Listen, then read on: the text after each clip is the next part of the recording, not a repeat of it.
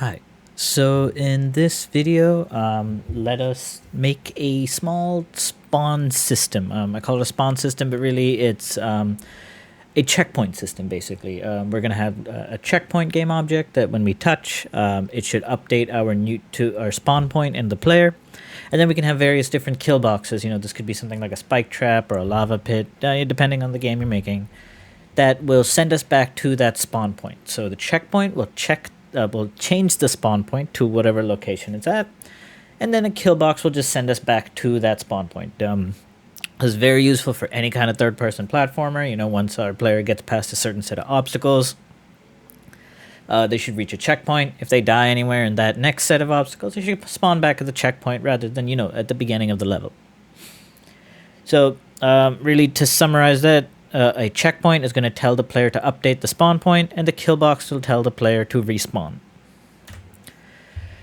So there's one issue in this, and there's going to be a very simple example of this, but we're going to have a lot of referencing here. So the checkpoint is going to need a reference to the player. Every checkpoint is going to need a reference to the player. Every hazard is going to need a reference to the player, so that the hazard can kill the player, the checkpoint can tell the player to update it. So in our game, that would feasibly mean every single checkpoint, when we hit that play button, it's going to look through all our game objects for the player, and then it's going to save a reference to it, and this is unnecessary. And this also makes it like a little bit harder later on as we want to add things. It's going to make it a little less freeform, because imagine we want some particles to play, some sound effects to play. Maybe your UI needs to update based on the death. You have like a death counter or something. Everything is going to start needing to reference everyone in order to get these updates when events happen. So what we want is actually to have events or functions that anyone can broadcast. So when something changes, that class should be able to say, hey, something changed, and anyone interested can listen in on that change and then run a function based on that.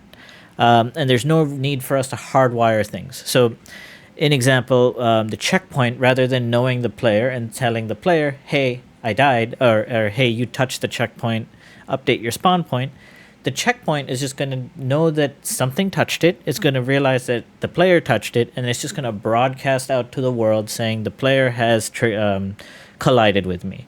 And then anyone who's interested in that, whether that be your UI, if you want to update the spawn point, in your UI, or the player, if we want to update the spawn point within our player code, maybe some particle effects that want to play, any script that is interested can know that this event happened, and they can run code off of it.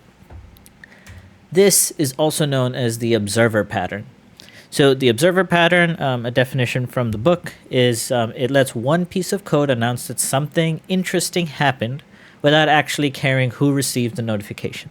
So there's two main parts to the observer pattern. You have the subject, and then you have observers. I found this little image that I thought explains it well. You got the subject there in the middle, juggling balls, and you can have any number of observers who's interested in the subject without the subject actually caring who those observers are. One very common place you'll find this observer pattern, if you read the chapter in the book, it mentions the same thing, is achievement systems, right? Achievement systems kind of, they permeate throughout the game. Random things can trigger achievements. And rather than hard coding those achievements, we just have those events be broadcasted, and the achievement system is a separate system that can just read those broadcasts and, unlock an achievement. So for example, we have like maybe a function that runs every time the player gets a kill. The achievement system is the one that's going to just keep track of every time that kill event runs. Maybe once it runs 50 times, we can pop open an achievement for, getting 50 kills in a row. So we have already actually used this observer pattern in Unity. This from our main menu, right? The button class came with an on-click, and then we had that event trigger. The button doesn't really care. Like when the button is clicked, it's always going to run this on-click event. It really doesn't care who's listening in on it. We have added one listener, which was our main menu controller, that play function that listens to this on-click event. And when that on-click event is broadcasted, we run the play function. But really, the on-click event does not really care who is listening in on it. It is just the subject that is broadcasting out this event saying, hey, this event happened. If anyone cares, do something about it. Same thing with the event trigger. We use that pointer enter. Exact same thing. It's just every time the pointer enters, it does not matter whether we have something in here or not, it's going to broadcast. We are just saying that our play hover sound event or function is interested in this event. So we're subscribing to it.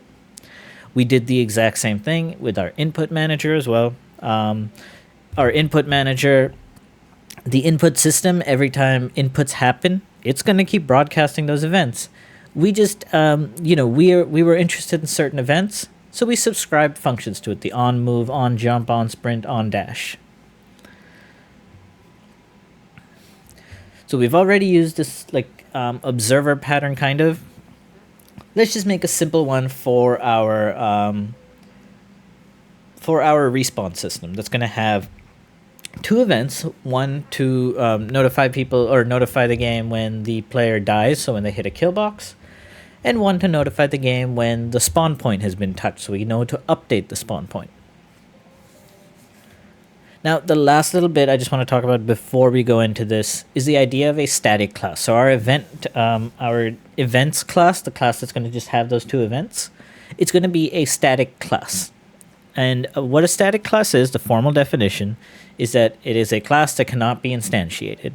It has variables and functions that are directly accessed. So we've already used static classes before. When we made the quit function, we used a class called application that had a quit function. We didn't make an instance of that class. We didn't, make a variable like application, semicolon. We just called application.quit. It's a static class with static methods. Same thing with the scene manager. When we loaded the new scene, we didn't make a variable in our thing for the scene manager. We just called the scene manager and called its load scene function. Static classes in general are great for helper functions that are useful everywhere. So file handling, math functions. There's another static class that we use, the random class, that just gives us a random number. We don't have to make an instance of these. And we're going to do the same with a game events class that's going to have the events for the player dying and reaching a checkpoint. Okay, so let's take this into Unity.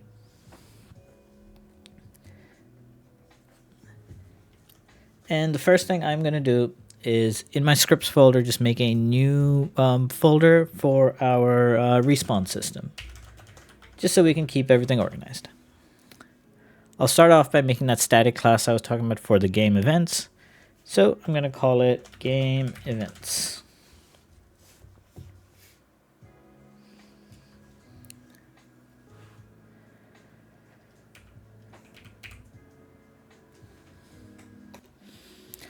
Okay, with the class open, I'm going to delete everything. This class is also not a mono behavior, so we don't need that. To make a static class, we use the keyword static. So public static class instead of public class. When we make something a static class, everything inside it also needs to be static. So, when we, for example, if you were to make an int I here, you would need to make it static as well. So it says cannot declare instance members in a static class. But if I was to make it static int I, then it works. So everything inside our class also needs to be static. So I'm going to make two events here. And to make an event, I'm going to make it public static event. Without getting into the specifics of making this event, we have to use the word action here, which is just it's a built-in thing. So we got to make a public static event action and give it a name. So we'll have one for player dies or died, and we'll have one for checkpoint reached. This checkpoint reached is going to take a vector 3, so it needs an input. And to do that in an event, when we're defining an event, we do that inside angle brackets. So I will say this one takes a vector 3.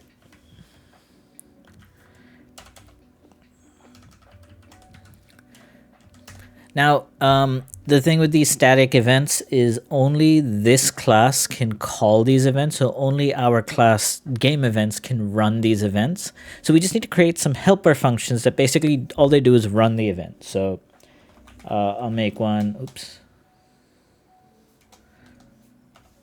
public static void, and I'll call it raise player died. So this function is just raising this event. It's just running it. And an easy way to write this function is, instead of doing the curly braces, since it's going to be such a short function, I'm using a shorthand where you do an equals to and then a greater than symbol, kind of like an arrow, right? And we can just write the function here. So we write player died question mark dot invoke. So all this raise player died function is doing is just running the event. We want the same one for the checkpoint reached. I'll call it raise checkpoint reached. It's going to take a vector 3 position, and the exact same thing. We put a little arrow and we say checkpoint reached, invoke, and we need to call it with the parameter position. So when we want to call these events from another class, we are going to run these raise functions. And then when we want to subscribe to an event, we're just going to directly subscribe to the checkpoint reached and player died. The only reason we need these helper functions is because we cannot directly run or invoke these events outside of this class directly. So we just need this helper function to kind of like route things through to it. Okay, and that's really it for the game events class. Let's go ahead and real quickly go back into Unity. And let's start making our checkpoint and kill box. So let's start off with the kill box. I'm going to zoom in. And somewhere in my level for now, I am going to make a new game object. And this is just going to represent our kill box. The nice thing is you can make any object that represents it. For now, I'll just make a cube. So I'll give it a mesh filter, a mesh renderer, and we'll give it a mesh. We'll just make it a cube for now. And it also needs a box collider. We want to make sure this box collider is a trigger, so we're just triggering it. It's not like actually like blocking the player. Let me check if I have any materials that could go with this.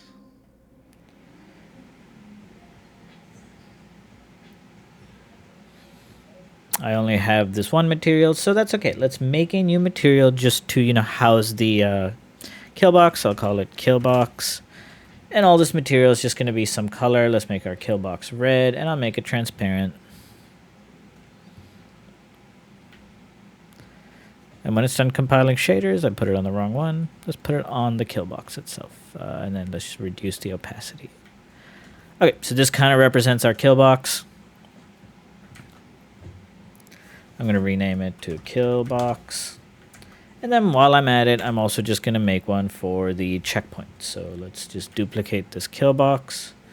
Let's call it checkpoint. Same thing, we can just leave it as a box collider. And I'll just give it a new material. So I'll duplicate this kill box material, call it checkpoint. And instead of red, I don't know, I'll make it blue. So there's the same thing, just different colors for now. But really, you could, any asset that you wanted, you could just give it a box collider or any type of collider. Just make sure that collider is a trigger. And this should work just fine on it. This is just for our purposes right now. So let's start with the checkpoint.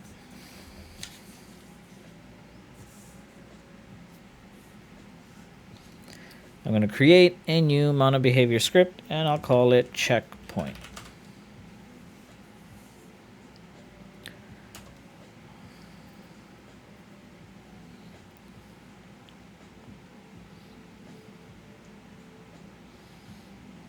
We don't need any of this stuff. Before I even write out this class, one thing every checkpoint is going to need is some type of collider, because if there isn't a collider and this checkpoint script's on there, it's just not going to work, right? And so a good way to get your designers to know that this script has a requirement, we can use a special header Like we've been using serialized field or header or space, those like properties we've been using. We can use a special property. This property will go above the class, not inside, it'll go above it. And that's going to be required component. It's going to take a type of component, so in parentheses we'll type type of. And what is a type of component? I need to make sure is there a collider.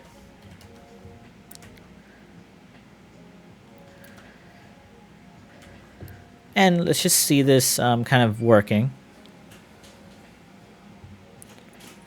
Or, I'm sorry, let's just see what this does. So let me make a new game object here. This checkpoint has a box collider, right? So if I was to add the checkpoint script to it, it adds just fine. This game object does not have any collider. If I was to try to add the checkpoint, you can see we get an error that says adding component failed, and it requires a box collider, caps collider, basically any type of collider. So this way, we can just kind of keep it so that this script will never go on an object without a collider. It's a nice, useful kind of safety catch. All right, really, our trigger box just needs to do only one thing. So we'll call void on trigger enter. So anytime a trigger box is entered, this void on trigger enter is going to, it's just going to run. And then whatever collided with it is going to be passed through as this parameter called other. What we want to do is check if it's our player. And to check if it's our player, we can just give our player a tag. So right now the player is untagged, but if I click this drop down, you'll see that there's a bunch of tags. One of the default tags here is player. Our player should just be tag player. It kind of makes sense. So I'll make sure our player is tag player. And for any collision to happen, we need to make sure our player has a rigid body component. Just make sure to check off use gravity and check on is kinematic. This way our rigid body isn't really doing anything. It's just there for colliding purposes.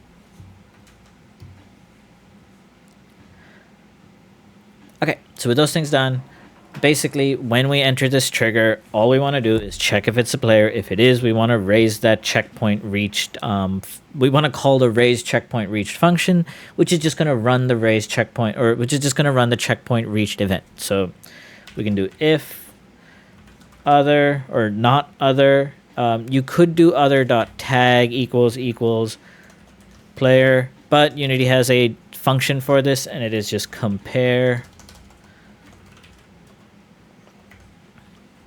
tag, and then in there we can put the tag, which is player, and return. So basically all I'm saying is if the other game object does not have the tag player, just return this function. Don't do anything. If it does have the flag tag, continue on. This is just a slight, inverse of just checking if the other player has the if the other game object has the tag player, run a function. This just makes it so we don't have to have a nested, an extra indent. We can just write everything in this one line. And we're going to call GameEvents.raise checkpoint reached along with the current position of this game object. So when something enters a trigger box, we're going to check if it's the player. If it's not the player, we just return the function. We don't do anything. If it is the player, then I want to run the raise checkpoint reached along with my checkpoint's transformed up position. So we're going to set the new spawn point to the position of the checkpoint. And that's really all that we have to do in our checkpoint. Let's move on to the kill box. So I'm going to make another mono behavior script for the kill box. I'll call it kill box, or yeah, we'll just call it kill box.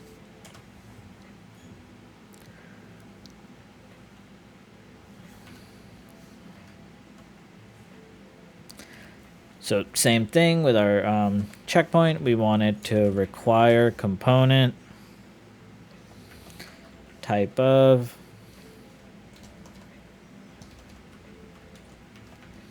collider. So even our kill box is going to require a collider for it to work. Don't need any of this stuff. And same thing, private void on trigger enter. If not other dot compare tag player, we want to return. If it is player, well then we want to run game events.raise player died. And that's as simple as that. Both our checkpoint and our kill box, fairly simple. All we're doing is if we're checking if we're colliding with the player. If we are, we're going to call this raise checkpoint reached. If we are with the kill box, we're going to call raise player died. So fairly straightforward. All we're doing is running these functions, or we're calling these events when the player collides with either of these. It's going to be the player's job to subscribe to these functions and actually do something about it. And to do that, just to keep things simple, I am going to do make a new script, which is just going to handle the player respawning. So we'll create a new mono behavior script and call it player respawn.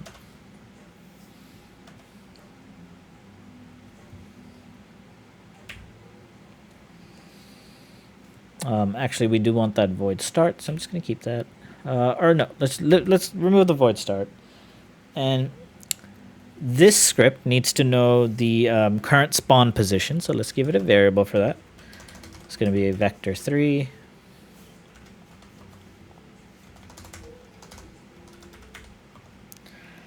And I'm going to call it last spawn position.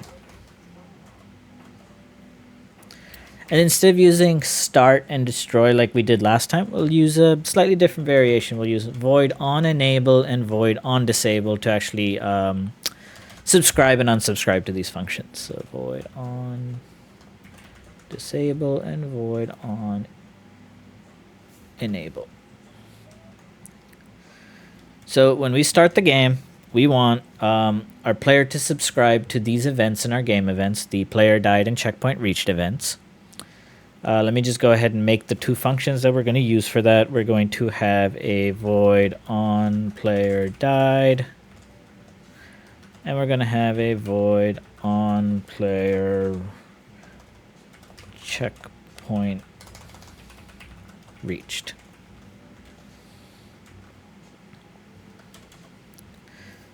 So basically, if game events dot player died, we're going to subscribe it to on player died. This again is this is the exact same as what we were doing with our input manager. We were just subscribing different functions to those input action events. Same thing with game events dot checkpoint reached. We're going to do it on player checkpoint reached. This gave me an error because on player checkpoint needs to take a vector3 position. As well as the start of the game, I just want to set the last spawn position to our current position. So before we even touch any checkpoints, if we die, it's just going to spawn us back to wherever we started the game. On disable, we just want to do the opposite.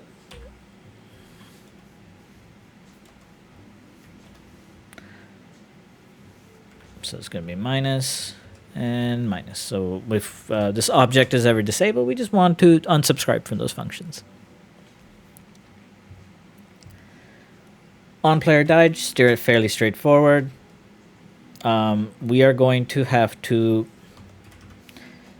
teleport player back to the last spawn position. And on checkpoint reach, we just want to set the last spawn position. So let's just do that. On player checkpoint reach, this one's fairly easy. Last spawn position is equal to position.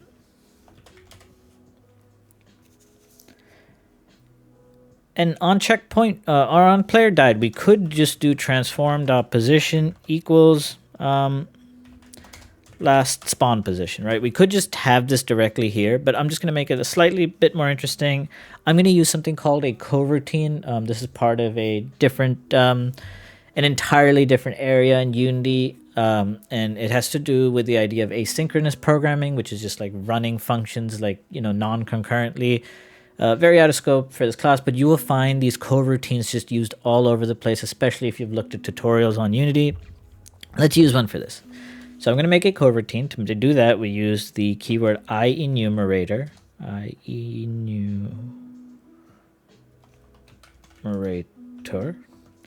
I'll call this teleport. Teleport's going to take a vector 3 position.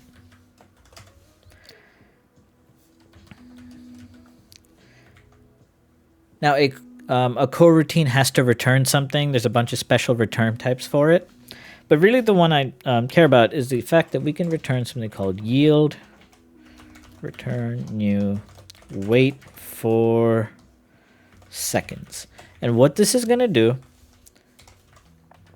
is basically run whatever is above this line. It's going to wait for whatever time we put in here, in this case 0.4 seconds, and it's going to continue running whatever's below it. It gives us a nice little pause in the program. And for example, the reason this could be useful for us is we can say character controller cc equals get components. We can just get a reference to the character controller. And then we could turn that off. So we can do cc.enabled equals false. So this way our player stops moving. There's no more input. We can wait for 0.4 seconds. We can set our transform.position to the position. And then we can do cc.enabled equals true. So both of these should work. If you just set the spawn position, that should work just fine. If you want to give it a little bit of delay so that, the player could, either you could play a sound effect here, particle effect here. It gives us some leeway to play some of those feedback. This just makes it a little more usable. So instead of just directly calling transform.position, I am going to call the teleport function. We can't just call it like we call a normal function. Instead, we have to use a function called start coroutine, and in parentheses, we put our function. So in this case, I want to call teleport with the last spawn position as the parameter. Okay, and that is basically the setup, right? We have not, in this code here, there is no reference to a kill box. There is no reference to a checkpoint. In the checkpoint and kill box, there is no reference to our player scripts. It really doesn't matter what script, you subscribe to these on. You guys could do it in your player mode or if you really want to. It doesn't matter. The kill box, the checkpoint, the player respawn know nothing of each other. They're all just screaming into the void when certain events happen. And other classes are just interested in those events, which is when things happen. So, just to give us an idea of what should be happening, when we touch a checkpoint, this on trigger enter happens. And if we are the player, we're going to call raise checkpoint reached. Raise checkpoint reached is just going to invoke the checkpoint reached event. And is anyone interested in it? Yes, our player respawn. We have subscribed checkpoint reached to this on checkpoint reached function, which is just going to set our spawn position. So let's just real quick see this working. So let's test this out. We just need to add the player respawn to our player. So let me add that. And the only other thing I did was I just made another checkpoint up here so we can check it working. So I'm going to play. And without touching any of the other checkpoints first, if we just walk into the kill box, it's going to kill us, and it's going to respawn us back where we started because we set that last spawn pose, on enable. Let's touch this checkpoint, go in here, and there you go. If we go up here, touch this checkpoint, go in here, it works. It spawned me below this, but that's because it spawned me in the center of that box, I think. Either way, it worked. If you do notice, though, we are getting these errors now. The character controller move called on an inactive controller. If you can see on the right side, it says it called it 315 times. When I run into this, it's just going to keep calling it. And the reason now is, and it's a fairly simple fix, is that in our character motor, under move character, and also in move dash, we are calling cc.move. But when we respawn for that 0.4 seconds, we're disabling the character controller and we're still trying to call move on it. That's what's raising that error. So it's a simple fix. All we need to really do is check if cc.enabled. In fact, we can just do if cc.not-enabled, return. So if our cc is not enabled, then just don't run this function. Otherwise, do the cc.move. I want to do the same thing here. If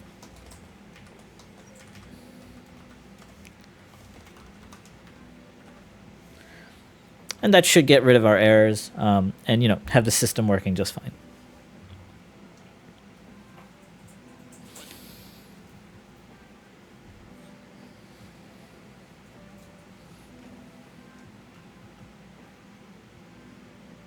You can see we're not getting errors anymore. I believe if I dash into it, we still don't get any errors. And there you go. That's a working, fairly simple respawn system. I know we've used like 4 different scripts to get it working, but the real nice thing about this is how easy it is to set up, right? You just want to add checkpoints, just duplicate this object wherever you want it to be. There is no setup to be done inside the script itself. There is no setup to be done in the killbox script. Whatever objects you have right now that you want to kill the player with, well, you can just do it there. You want to update your UI based on this, just have your UI subscribe to these 2 events.